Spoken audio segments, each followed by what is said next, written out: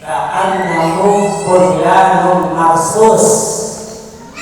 Golongan yang pertama yang dicintai oleh Allah, ini yang kita rasakan ini.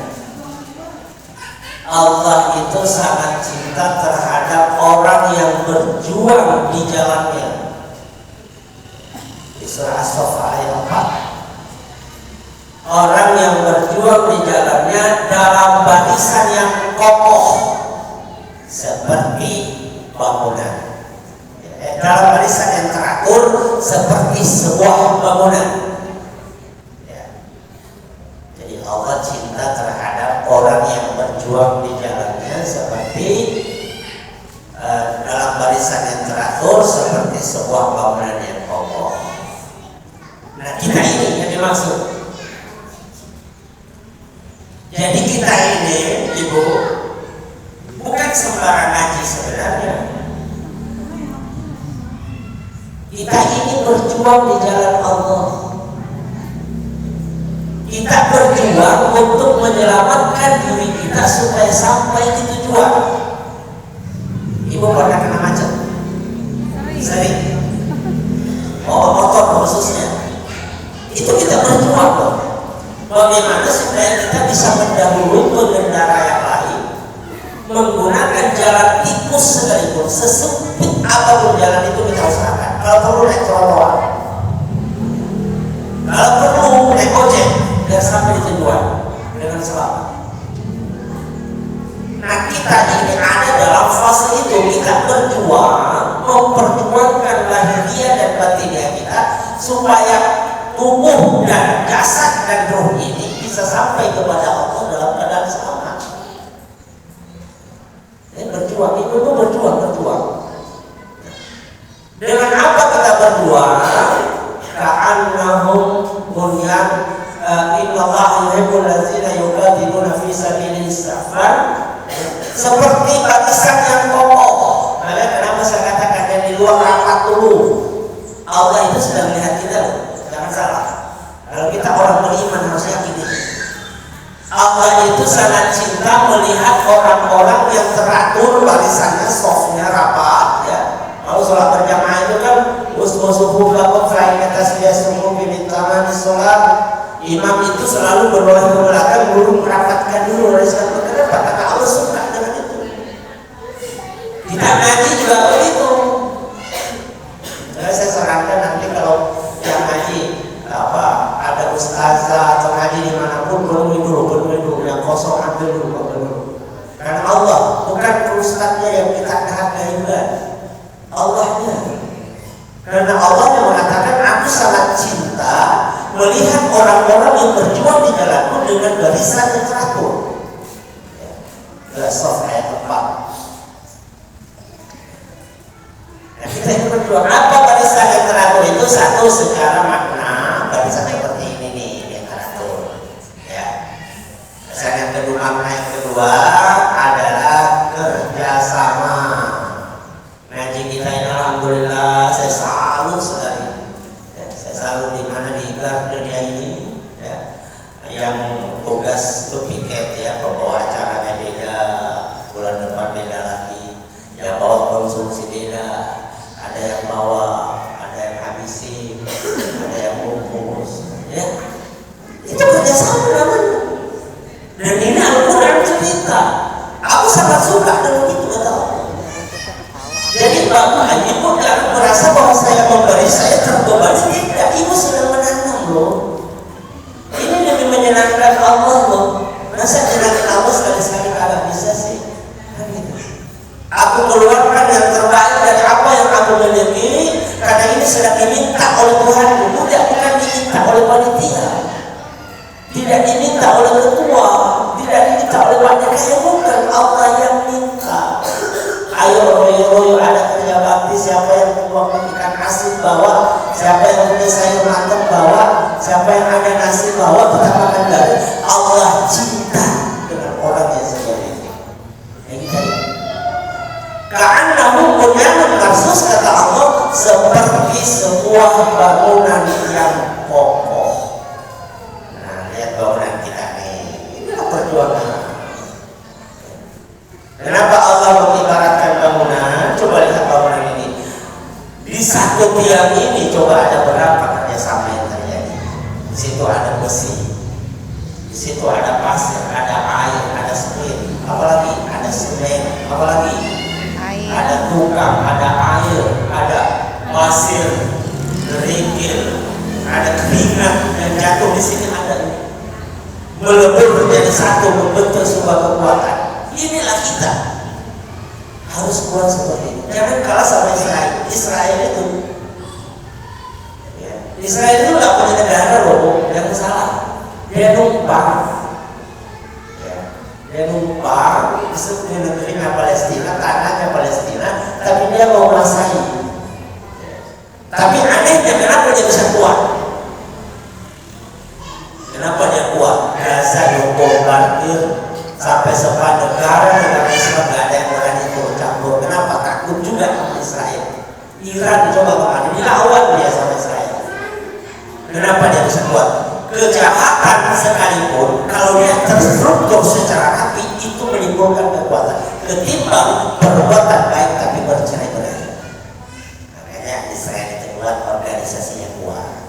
Jadi semua mulai dari pemudanya didoktrin, orang tua didoktrin, yang pejabat sipil didoktrin, angkat senjata, yang militer dengan angkat senjata, semua. Dan mereka tunduk sama pimpinannya. Kalau kita kan beda. Kenapa kita melemah? Ya.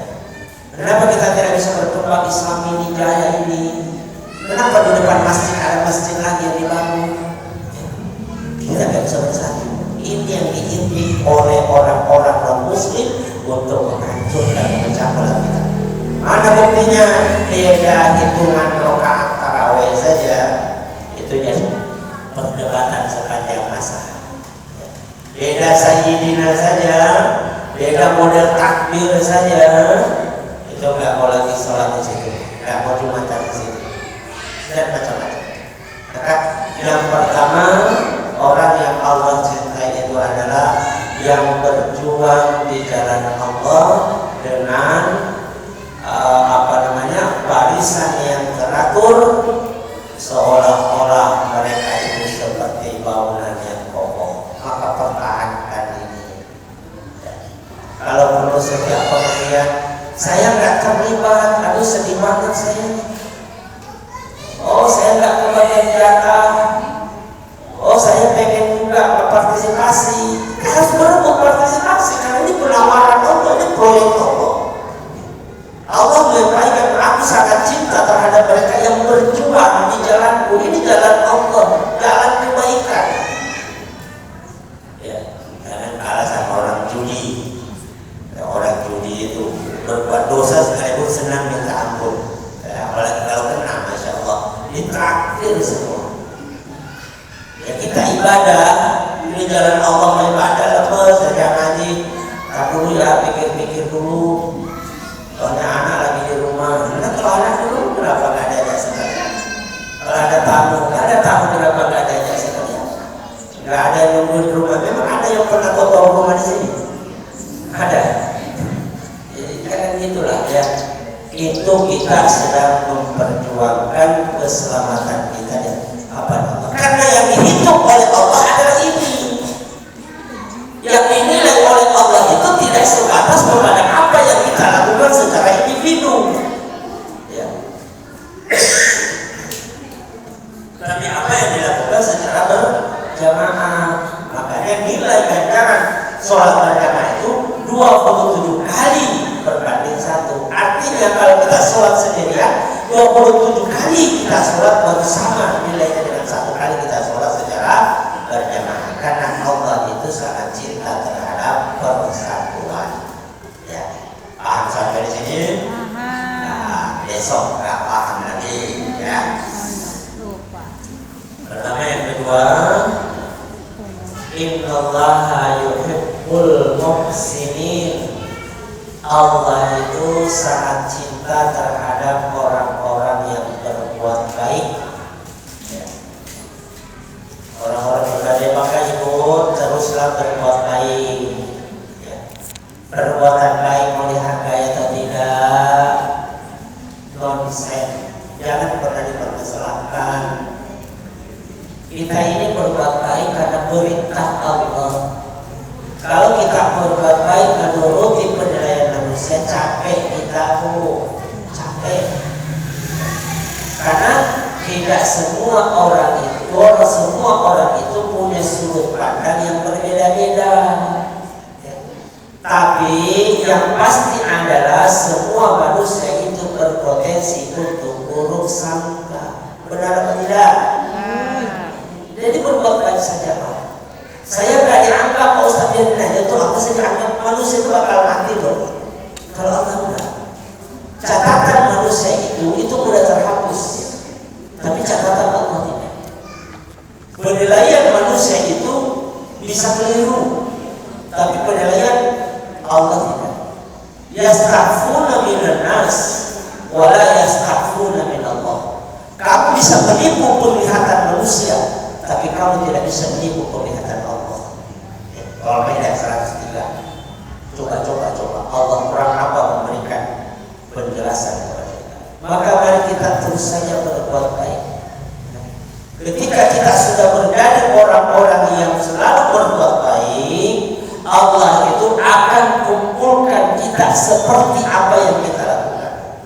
Jadi Allah akan gabungkan kita dengan komunitas yang memang mencintai kebaikan. Jadi kadang-kadang ada yang ngeluh, Ustaz, saya kok dikirim tetangga seperti itu. Ustaz, saya kok sebentar ketemu orang yang mancing emosi. Apa penyebabnya? Jangan salahkan dari luar. Kesalahan itu ada dalam diri kita. Yang harus kita benahi itu dari dalam diri kita. Berarti kita ini kurang di dalam melakukan perbuatan baik. Karena ketika kita melakukan perbuatan baik, Allah akan mengumpulkan kita di dalam komunitas orang-orang yang selalu cinta terhadap kebaikan. Dan yang lebih aneh lagi, yang lebih menguntungkan lagi adalah kita ini diwafatkan dalam keadaan baik, husnul khotimah. Maka husnul khotimah dan itu bukan doa lagi, tapi menjadi usaha.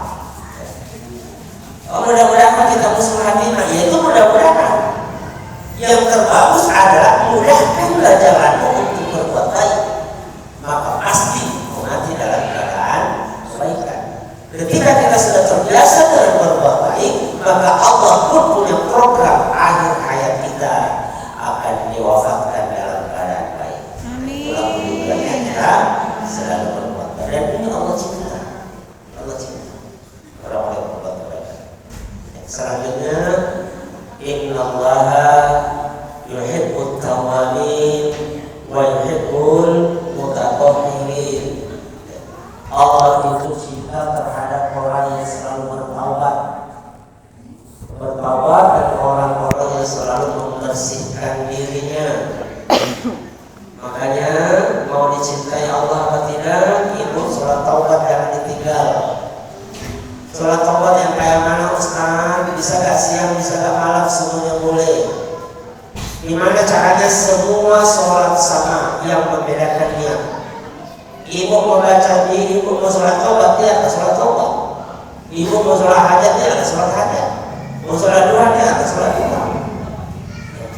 Mau menentukan pilihan, istikharah dan lain sebagainya. Jadi sebenarnya yang paling bagus ambil sebelum tidur ala Rasulullah. 2 rakaat boleh, 4 rakaat boleh. Apa tujuannya? Supaya Allah itu betul-betul mencabut nyawa kita saat taubat kita sudah diterima. Jadi kalau belum diterima taubatnya, mau mati kayak mana pun masih dihubungin. Wah, ini kata dokter Ustaz, ini tinggal 1 minggu lagi. Tapi kalau kata Allah, taubat orang ini belum, maka dia bisa umurnya lebih dari 1 tahun lagi. Kalau Allah mau. Maka orang yang taubat itu sekalipun dalam pandangan medis dia sudah berakhir hidupnya, tetapi kalau dalam catatan lauh mahfuz Allah taubatnya belum diterima, orang ini belum dicabut oleh Allah. Itulah, makanya sholat taubat ya, taubat 2 rakaat aja. Allah taubat apa ya Allah, tanggal segitu udah habis.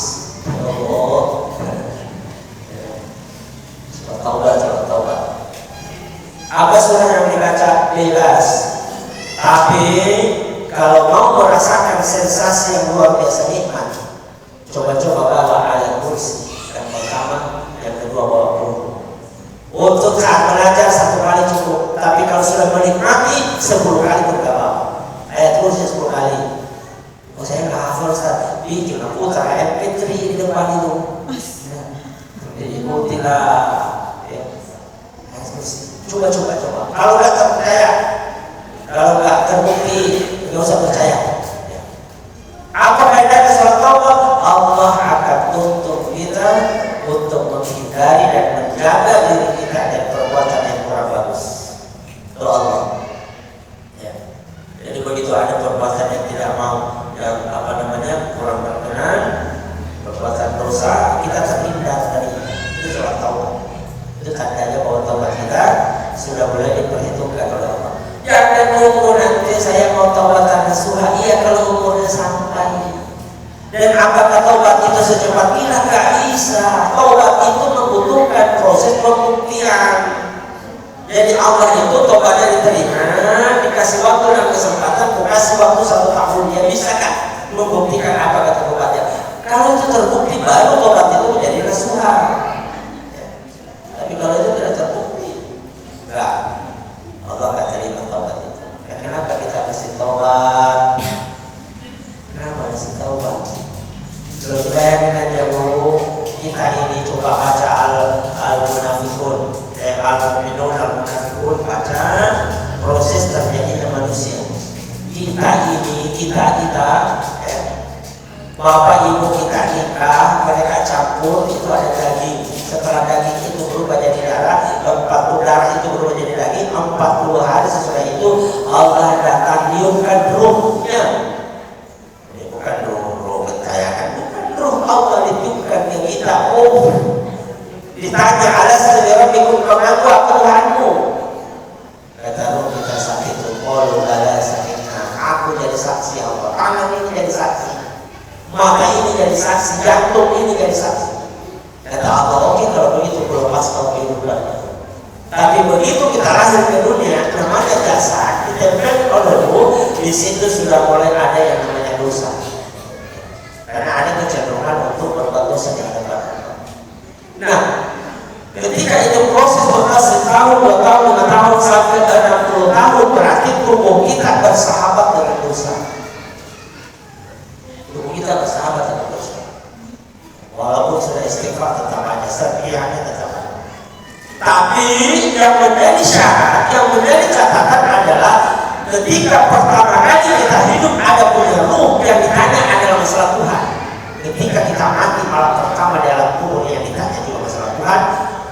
Ar-Rabbuka, siapa Tuhan? Siapa Tuhan? Maka itu pentingnya kita taubat supaya kita kenal dengan siapa Tuhan kita. Nah makanya pentingnya kita adalah Asmaul Husna. Karena Asmaul Husna itu adalah nama-nama Allah yang mulia. Kalau Asmaul Husna aja nggak tahu, nggak hafal atau jarang membaca Asmaul Husna, bagaimana mau tahu nama Allah Tuhan kita? Nah sama dengan kita ini, kalau kita ini satu sama lain nggak kali kenal namanya, mana mungkin kita bisa akrab? Nggak mungkin. Ya. Jadi tugas kita adalah membersihkan diri kita. Maka dikatakan awwabina wa yuhibbul mutatahhirin, dan orang-orang yang selalu membersihkan diri. Dengan apa? Dengan zikir. Bersihkan diri kita dengan zikir. Ya. Karena zikir itu adalah membersihkan kotoran yang melekat di dalam jiwa dan hati kita masing-masing. Ya. Coba dibuka di surah Al-Ahzab ayat 35. Di situ dijelaskan laki-laki dan perempuan yang banyak berzikir, Allah akan kuburkan dosanya dan Allah akan kasih pahala yang besar. Al-Ahzab 35. Ya, cari nanti di rumah itu. Dan jangan sampai Pak Ustaz dibohong. Coba baca Al-Quran itu. Quran itu omongan Allah. Ya, tidak ada bohong. Dan selanjutnya Inna Allah yuhibbul mutawakkilin. cinta terhadap orang-orang yang bertawakal. Ya, tawakal ya. Tawakal itu yang mana Ustaz? Serah diri. Apa namanya serah diri itu Ustaz? Ya, sebelum tidur. Ya. Sebelum tidur ibu dulu sebentar. Ya, duduknya begini nih. Jangan duduk cantik. Ya, duduk begini aja nih. Ini kalimatnya terserah mau yang mana. Satu, Bismillahirrahmanirrahim. Allah, wala haula wala quwwata illa billahil aliyyil azim. Aku hamba yang bodoh ya Allah. Aku tidak punya kekuatan, tidak punya daya upaya. Semua kupasrahkan hanya kepadamu. Anakku milikmu, suamiku milikmu, rumah tanggaku milikmu, harta bendaku milikmu, pekerjaanku milikmu, orang tuaku milikmu, hidupku, matiku, siangku, malamku, harus semua milikmu. Saat ini kuserahkan kepadamu. Tolong jaga, tolong bantu, lindungi, jaga di mana pun. Itu orang serah diri. Jadi malah ada kata-kata itu dan Allah cinta terhadap orang yang bertawakal, orang serah diri. Kepanjangan Ustaz boleh, ambil saja. Inna lillahi wa inna ilaihi raji'un. Tapi jangan didengar suami. Tapi doain lagi biar suaminya cepat mati lah ya. Aku datang darimu ya Allah, aku akan kembali kepadamu. Terima kasih semua nikmatmu, ku titip lagi nikmat itu kepadamu. Enak kan itu? Jadi kita gak takut kemalingan, enggak. Anak-anak kita kena rampok, enggak. Ya kenapa? Udah dititip sama Yang Maha Kuasa. Gak takut hidup susah, enggak. Nanti saya miskin Ustaz. Ya, enggak. Udah Allah akan menjawab kok. Ada buktinya kita manusia aja. Manusia saja kita mau pulang kampung, kita titip sama tetangga, minta tolong ya, aku pergi 5 hari, tolong kalau gempang lagi tolong disiram kalau nggak ada hujan. Ada khawatiran toh. Tolong kalau ada yang masuk, nanya ada paket kiriman terima aja bayar DW.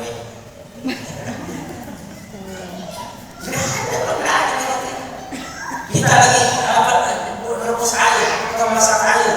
Nitip sama suami, Pak, kamu pergi dulu tolong ya.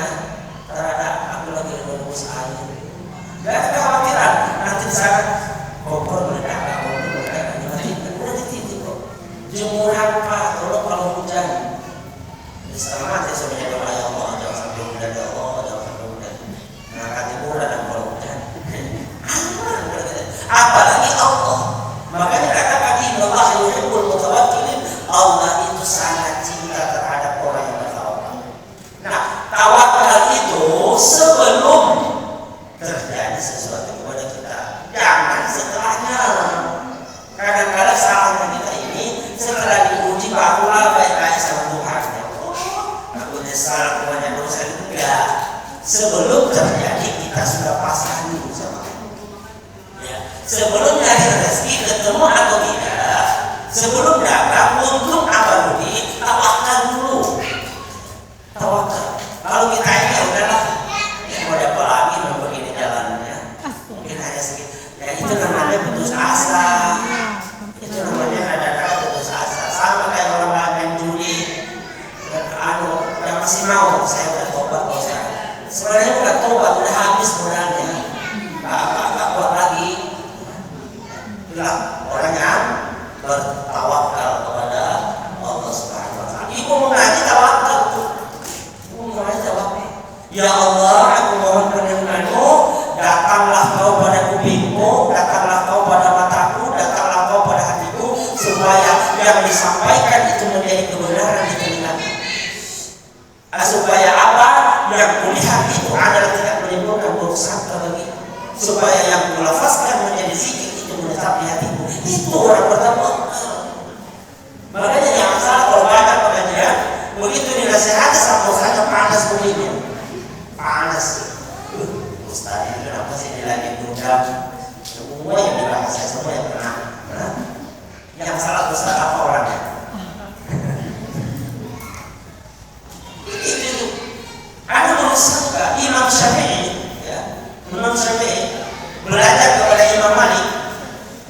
Guru beliau itu sebelum beliau menuntut ilmu, sebelum datang bermajelis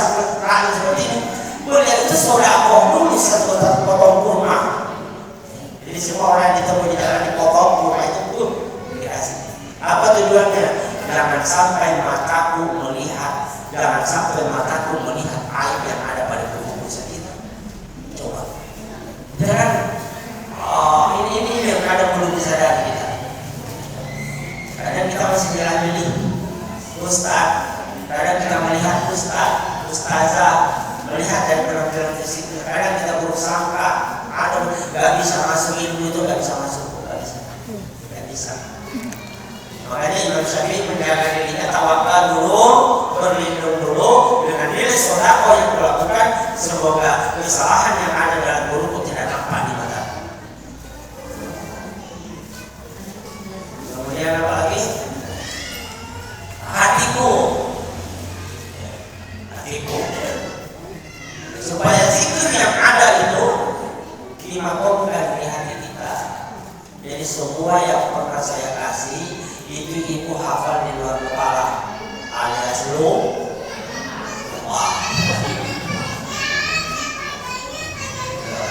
Nah, setelah bermajelis taklim, setelah kita mau pulang, jangan buru-buru dari aninya dulu. Barangkali masih kotak, masih ada sisa. Jangan itu yang dicari. Titip dulu sama Allah, tawakal lagi kepada Allah. Ya Allah, aku titip ilmu yang kau peroleh hari ini, tolong kau kembalikan kepadaku di saat aku membutuhkannya. Itu loh. Bukan ngajari bagi pengalaman. Supaya apa? Kita ini semua bisa manfaat untuk orang-orang yang ada sekeliling kita. Jadi walaupun suami nggak ngaji, kita bisa ngasih hasil ngaji itu dia suami setelah kita pulang. Tapi jangan sampai kita ditanya apa tadi ngajinya, apa ya? Aku juga lupa. Nah, kenapa? Allah dihilangkan perannya di situ. Sebab yang menggenggam jiwa raga kita setiap saat itu adalah. Dan di saat Allah tidak ada basa-basi, kita tidak tertitipi dengan ilmu yang mau sekalipun, ilmu itu akan diambil kembali oleh Allah, diserahkan kepada Allah. Ya, diperhatikan ya. Nah, kalau ibu perhatikan ibu, insya Allah suatu saat kalau bukan ibu yang jadi ustazah, insya Allah anak-anak. Amin. Pasti. Dan ibu jangan bermimpi jadi ustaz. Karena ibu perempuan. Oh, nggak ketawa berarti nggak benar. Ya kan kita ustazah. Iya. Perempuan ya ustazah lah. Ya, itu saja, itu banyak ada 12, tapi itu saja nggak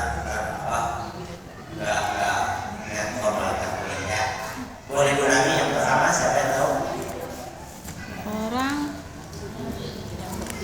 golongan yang dicintain Allah.